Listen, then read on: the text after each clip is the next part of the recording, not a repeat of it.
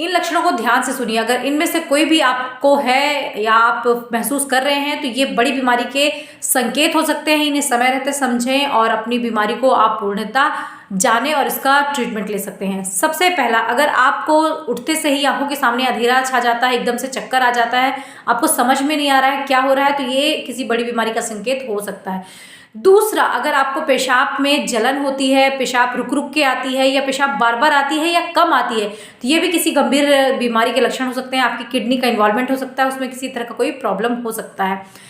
तीसरा, जहाँ पे कुछ पेशेंट ऐसा बोलते हैं कि डॉक्टर साहब मेरा जो वजन है कम होते जा रहा है और मुझे समझ में नहीं आ रहा है, ये भी एक ऐसी बीमारी का संकेत हो सकता है जो क्रॉनिक हो सकती है या गंभीर हो सकती है। तो कम होते हुए वजन को भी आप बिल्कुल भी इग्नोर ना करें। अगर महीने में 1 से 2 किलो वजन कम हो रहा है तो इसको सही समय पे जानना बहुत ज़रूरी है। इसके बाद अगर आपको ऐसा लग रहा है कि आपका मुंह बहुत ज़्यादा सूखता है, प्यास नहीं लगती लेकिन मुंह